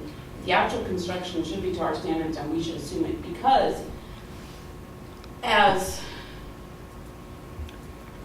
realistic as, even though we all know we're supposed to read everything that is handed to us at a real estate closing, when I actually try to do that, everyone there is like shocked. People don't read that, and they don't know, and I think it's a real disservice to them to be setting them up for this huge expense that they have no way of knowing that's coming. I mean, they technically have a way of knowing, but, you know, practically they don't. And they're not gonna, they're not gonna hate the developer, they're long gone. They don't even know who they were half the time. They're gonna hate us. Yeah. And so I'm not real eager to take on what's already there, but I would really, as we look at our zoning, I would really like us to get rid of this option because it does not serve us well. It does not serve our citizens well. Mike has a comment. Mr. Rizzuto. Yeah, I would say in the development code update, we are going to be dealing with that for upcoming developments because that's a major shortfall, I feel, in the current standards. However, situation we're in, and a lot of other cities, including where I came from, was in, is that we have a couple of Right. that we have a couple of neighborhoods where you could argue that you should have read this stuff, but just get point blank with the infrastructure is failing, people weren't aware, and then you're left in a catch-22 situation, and we're at the tip of the iceberg with it. So while a lot of cities don't do a code to try to do an orderly transition of this, we're trying to pioneer this, so that's what Robert will get into. And that is good thinking because if we set it up with a clear structure and plan, and I like the way that I read ahead, sorry. I like the way that you're thinking about this.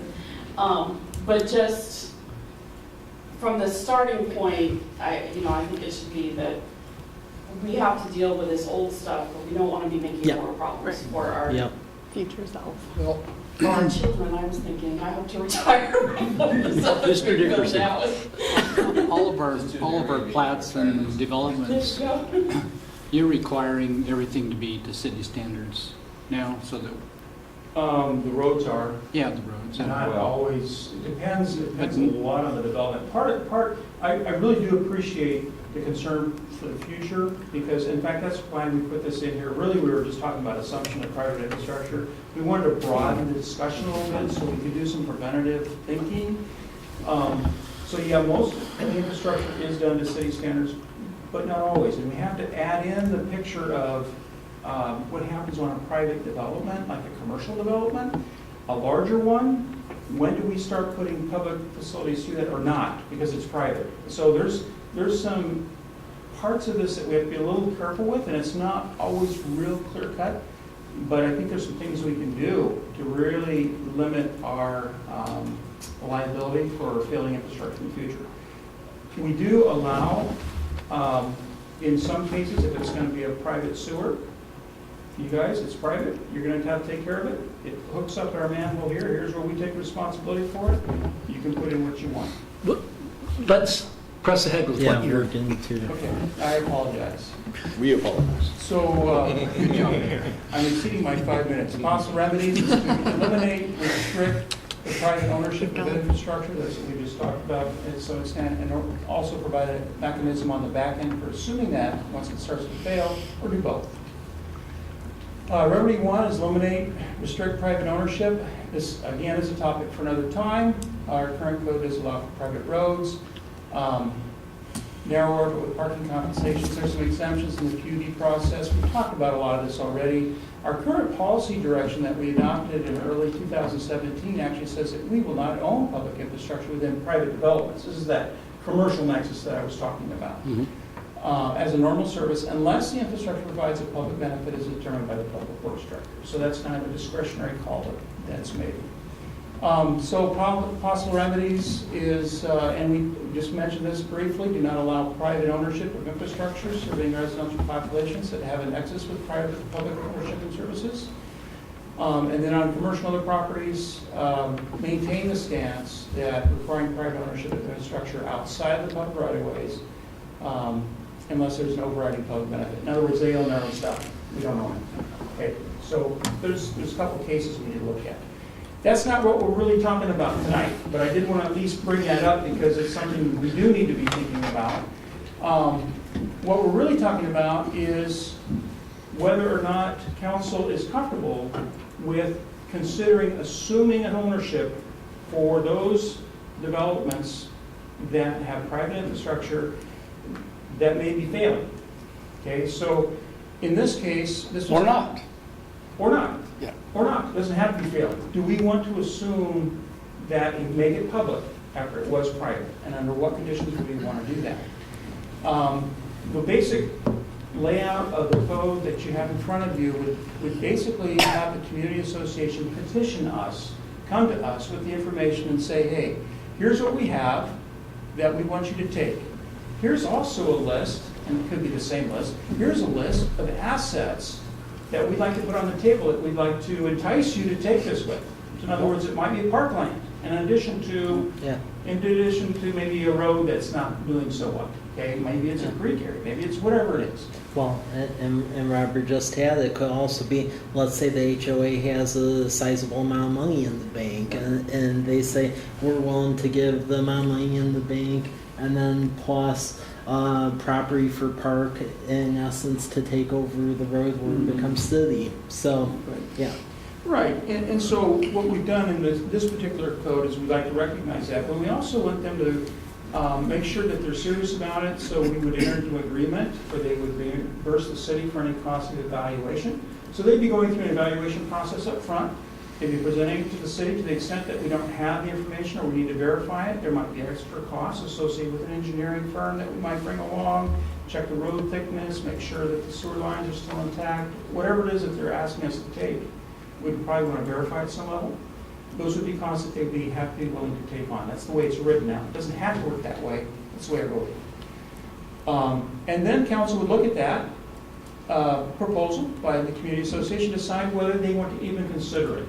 Okay, is this something that we're interested in? Is this something that might be a public benefit? Do we want to go ahead with it? And if it is, the community association will post a financial guarantee, and we go through our analysis, okay, to make sure we includes the cost of cure to bring it up to city standards, and requires easements and dedications, assessed values of the properties they're bringing forward to be an asset in the deal, as it were. Third-party interests, sometimes if there's people who own easements across these properties, you got to get their buy-in too, okay? Recommendation to council with the net cost that would be, that it would cost the community association to come in. Now, there's a couple, Mike, did you have something you wanted to add? Or? No. Okay, I thought maybe you were, okay. So how do you pay for that, or how do they pay for it? And so there's a couple of questions here that, and I don't have the second one up here, but I want to mention it. When they petition the city with an offer, they would then set up an LID, a local improvement district, to pay for the cost of bringing their infrastructure up to our standards. Okay, so they're not going to give us something that's all falling apart. We just say we take it. We're going to say, at least that's the way we've got it written. Look, bring it up to our standards, then we'll take it. Now, there's a couple of questions here. One is, what standard do they have to bring it up to? Not all the city is brand new. Do we bring it up to brand new standards? That's a big question. Or do we bring it up to 10-year-old or 20-year-old? What's that level that we're comfortable bringing it up to before we take it and we think it's fair? Just so it doesn't cost the city. What's that? Just so it doesn't cost the city big time. Yeah. Right. So that would probably lean towards brand new, right? Because then it has a longer life associated with it. I just bet the city never wins in situations like this. Typically does not. You're right. So the other question is, when do you bring it up to the standards? Okay, not only what standard, but when. Do you say, okay, you fix it first, and then we'll fix up an LID, and then we'll back fund it somehow, or do they set up the LID, and do we make the improvements and use their money to fix it? And do we give them a date guarantee when it will be fixed? So those are all those are not in here right now. Those are kind of decisions that maybe we leave to an agreement when we finally get down to an assumption. Maybe that's a negotiated type of thing, or we could put it into code. So those are some of the things we're thinking about. Real quickly, does this have to be grandfathered in? So if we make changes now, so there's existing properties and there may be future properties that would be built like this. If we make a change, would this would affect all existing?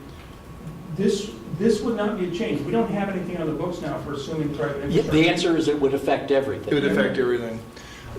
My only thought on this is to make certain, if we can, that were competitive with wall to wall. Old stuff is old stuff. We can't do anything about that. I do worry a little bit going, somebody's looking at, I'm going to build this site or this development somewhere. You have put these requirements in place that are going to be expensive.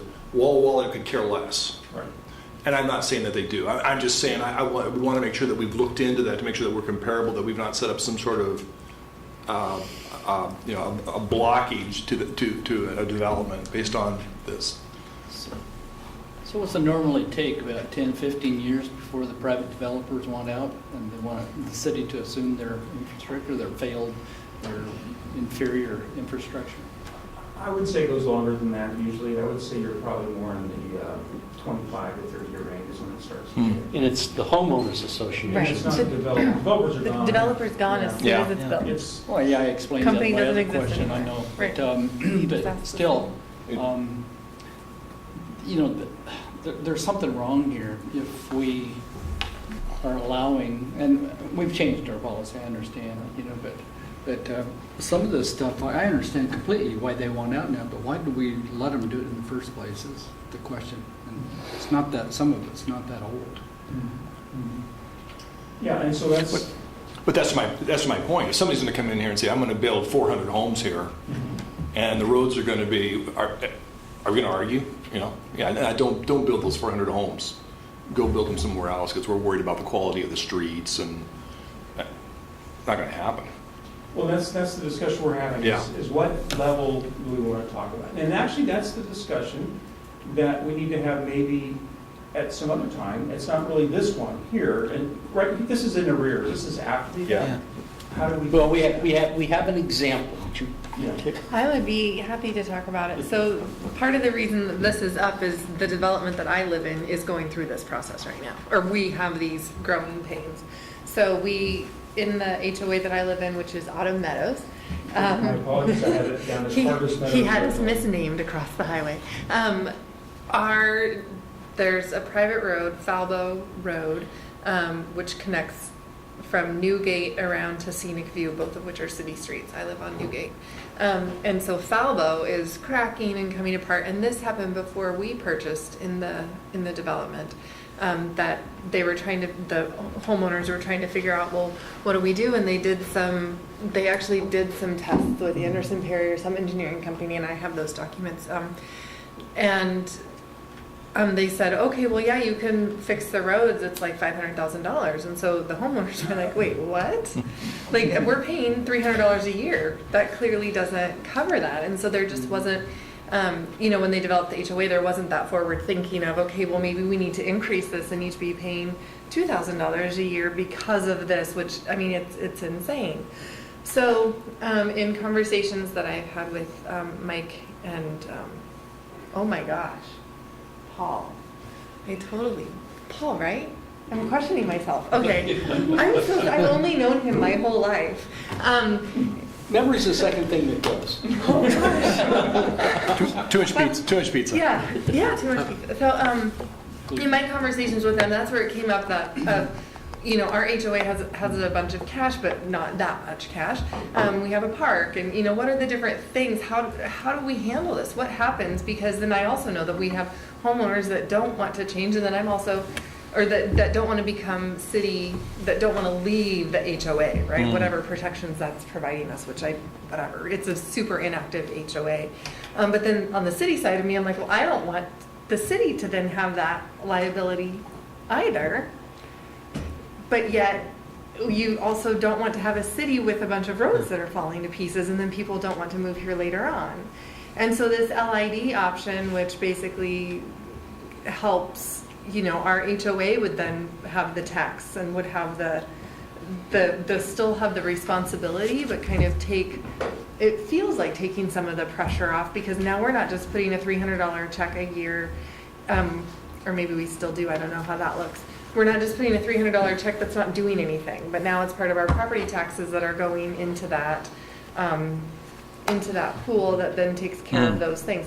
And so I kind of like that. So it's not going to the rest of the residents of the city of College Place, which seems more fair. I mean, I was telling Harvey, I'm frustrated. You know, I live on Newgate. I live on a city street. And so now I'm contributing to this other street. But again, it's just that's my neighbors. You know, we need to kind of take care of where we're at. And so that's what we're trying to figure out right now. And one of the issues up until a couple weeks ago, we didn't have a board in our HOA. I mean, no one was doing anything. And so there's all these issues of when these questions come up, there's no one for John to talk to or Robert to talk to in our HOA of how do we even get something resolved. And like the VRBOs, we have a lot of rental properties in our neighborhood where the owners don't live in the neighborhood either. And so to try to do a meeting or have a conversation, they don't care. They're not part of it. And so it's been a really, really interesting process to just see it go and try to figure out what do you do, because then we're just one of many. And what's the process? So if we have this set in place that says, okay, well, yeah, the city can come in and help and use city, come up with a plan that everyone can kind of follow when or if needed, but yet the residents are still paying for it. I kind of see that, but. Mr. Dickerson. That's tough. So Yeah. what I hear and see going on is the city likes PUDs and stuff because it's good for the city if they'll do everything right. And then 20, 30 years later, they don't have a plan to keep up their infrastructure, and they want to give it back to the city, and the city says, well, no, that's not why we let you. That's not why we let you have a PUD in the first place. Come on, be responsible. So it's a paradox. Yeah. And I would just add with this subject matter, really developing like that with private streets and trying to do private infrastructure is very common from the 70s really up to the recession bubble in 2008. Because that's just how developers did business. Unfortunately, now in a lot of cities all over the United States are dealing with this. If you don't do something earlier on, it just decays and it becomes a quality of life issue. Initially for that neighborhood, but over time it'll keep growing. Because we had a subdivision, there's a bane of my existence in Colfax called Red Tail Ridge, which about 10 years before I was hired there, that was like going to rescue the city, but they let the developer come in with all private infrastructure, and then fast forward 10 years where I'm there now, and they can't even get vehicles and cars up the side of the bluff to get to their house. And then folks driving through Colfax are like, ugh, this is a horrible city, and then going out. So People So coming you're in don't saying- know that it's not city. yeah, So you're saying there's more to it too. There's also maintenance. yeah. If it snows or there's Yeah. ice, they want the city to come up there and Yeah. plow it or Yep. sand it or Yep. something. No, you Yep. guys should Yep. plan for that. Yeah. Thank you. Well, and Mr. Michelle. in order to keep your pavement from falling apart, you have to do regular maintenance. Right. And especially where you end up with an inactive homeowners association. Most people don't realize that you need, it's pavement, They don't think that you gotta be out there plugging cracks every year until all of a sudden you got all these potholes and. And the fact it was one layer, not two layers. Yeah, the developer did it Or in two half an layers, inch. not 4 layers. I just want Mr. to point Moore. out too, is we've been stressing at some point that some developers have done maybe less than standard pavement thicknesses and so forth, or poured concrete, asphalt and so forth. But even aside from that, even if that does not happen and they put in city standards, eventually you end up in the same spot. If you don't have an active homeowners association taking care of it, it will. Well, yeah, I mean, because what's the difference between our friend and his Broadway Street? Mr. Hurd. Can I just say a few things in regards to that development and its comment?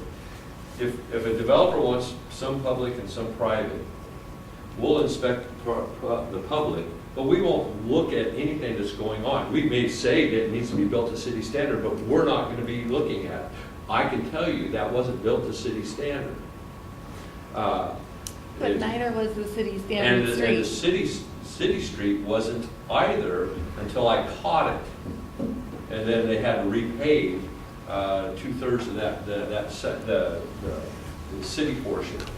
The problem the other problem, the big liability is the fact that you've got public infrastructure under the private street. To me, that's the biggest liability. That's We right. may be buying the street if our water breaks.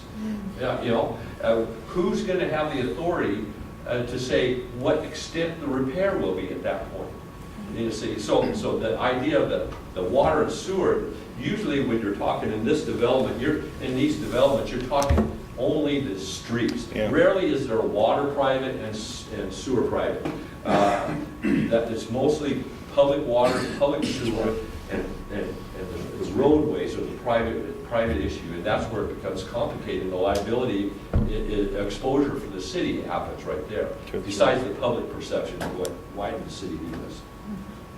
So do you and John and Robert kind of all agree that the LID that Heather was mentioning is kind of the way, the solution?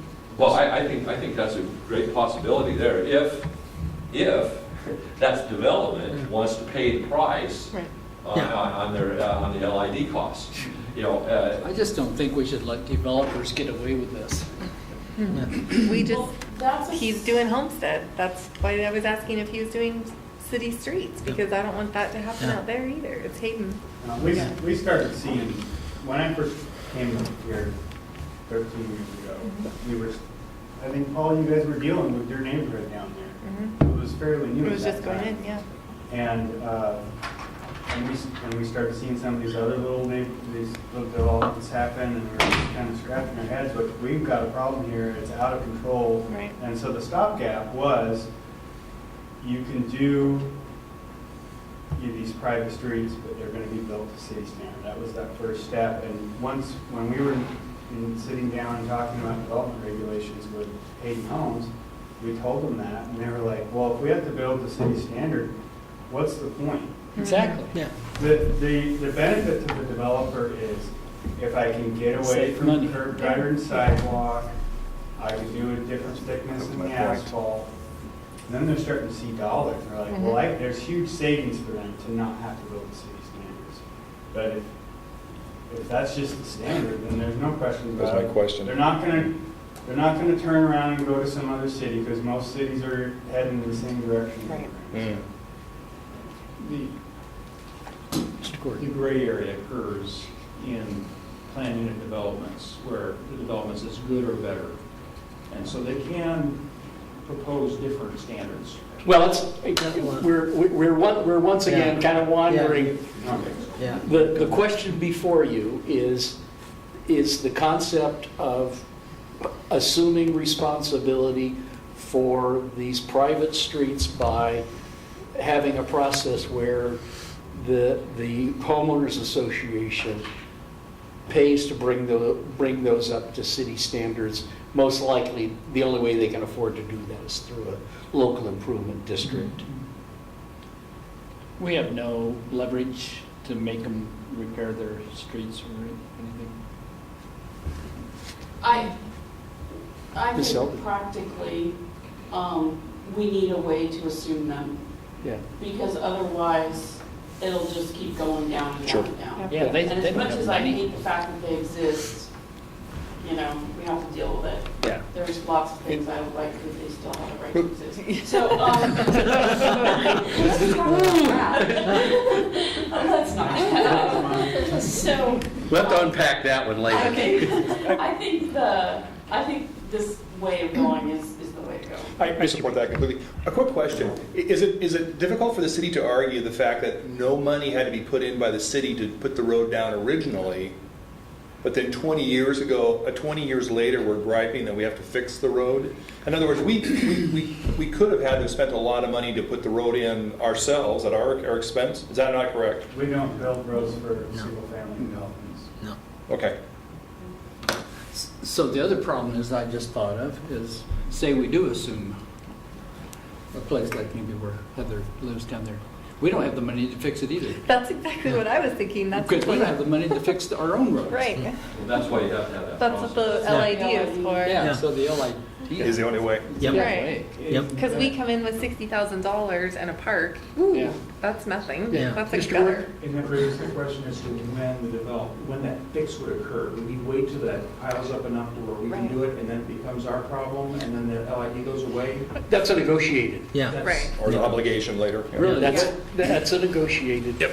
Right. yeah. Because this one, in our specific instance, there was something, and I don't know, Paul probably knows more, there was something that happened shortly after the developers left. I mean, this was within like 5 or 6 years of the road being put in, that stuff was already going wrong on Yeah, Falmouth. So this is, That's a long story. yeah, so I mean, It was We got valley- time. But like- We got time. It was valley-wide. It was Well, valley-wide. It was for a particular contractor that used bad rock, and nobody could file a successful well, suit. I guess, yeah, that became an issue because our HOA tried to sue to get money back. But what I'm saying is they're saying 25 or 30 years. Our development has only been there for 13 years. Hours. Yeah, so it's And the one you in know, we can, Colfax less. yeah, Yeah. we can, I mean, it's I don't know. It's, what- it's basically what we'd be doing, is We'd be- forming a local improvement district and then bonding the repair if we had to do Yep. it. Yeah. okay. That way And the we. bond is paid by our, Yeah, Yeah, yep. Offspring. yeah, yes, by your is it too late offspring. for me to have kids? Yes. Yes. Only you can answer that. Okay, we'll talk about that with Melody's stuff later. Mr. Rizzatello, Okay. would you want to cover real quick what Yeah, happened I'll in the just Puzzle Palace on the Sound? Yeah, I'll just cover it very quick. See, There's that's 6 times fast. there's reports on board docs. Take a look at it if you will. A couple of the biggest things is that the capital budget was held up last year, finally passed. The cool thing is that we were made whole on the legislative appropriation, so we end up getting the full Department of Health grant and loan for well one. Yeah. And not only that, but they realize that the construction cost is going to be going through the roof now because you have 2 years worth of projects being bid at the same time. So I have a commitment from them where they have a discretionary 20% on top of the award that they can award to us should we end up in a situation where the bids come in really bad. Now the other puzzle piece here is that, as you may recall, we were still trying to assemble funding package for well number 2. We put in that Department of Health grant loan for that. We did not get that because we got fully funded on well number 1. However, with well number 2, there's so many cities that have been left destitute because of them not passing a capital budget. When I was over there, I was told that there's an appetite for now a secondary capital budget on top of the past capital budget, and to get a legislative appropriation request into our delegation for another round. So when I got back on Friday, I filed that. We are requesting roughly another $618,000 from them for well number 2. We'll see what happens with that, but I thought that was fairly good news that they're going to try to run another capital budget on top of the one that just passed. Two, the one up on 4th Street, or, Choose the one on 4th. Yeah, yeah. yeah. So it's just another question. Did we approve engineering analysis of one of those wells? Well, yeah. Yeah, Yeah. we had an analysis done by Yeah, Kelly. Did we hear the report? that was the past council meeting, yeah. Well, does well number 1 include the closed loop over to the high school? Yep, That's included. yep, Thank you. yep.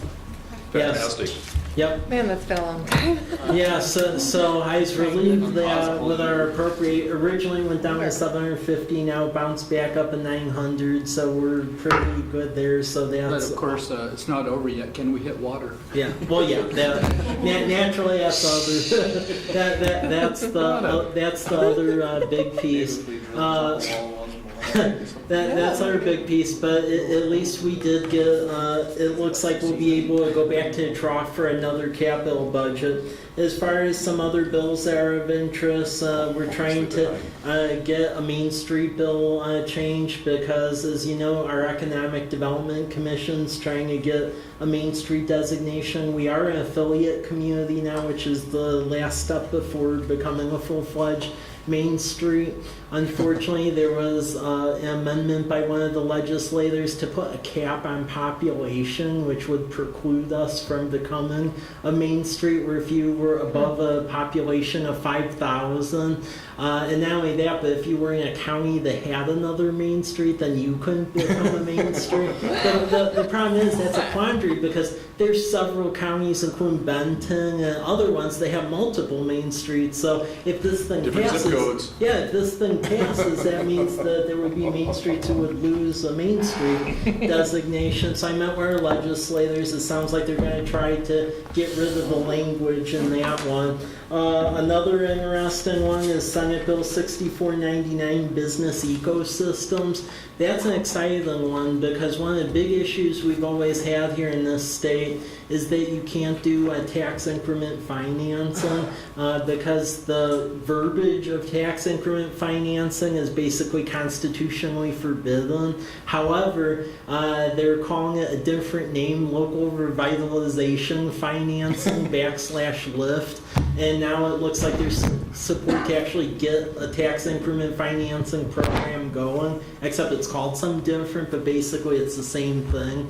If that passes, that's exciting because we would basically have a very similar tool to work with that Milton Freewater uses. It's called urban renewal over there, but for all intents and purposes, it's tax increment financing. So that's going on. And then the other one that I think is important to mention is that Voting Rights Act. There's multiple iterations of that floating around right now. The one iteration that's gaining steam, though, if it passes both houses and goes to the governor for a signature, basically it would say that if someone, and it doesn't have to be someone in your city, it could literally be anyone in the state of Washington, feels that elections in a given city are discriminatory, they could basically file a complaint with the state elections board, which to put it in summation, would end up where you would be ordered to go to a ward election system. So basically making like aldermanic wards, similar like how the state of Illinois, a lot of cities over there are that way.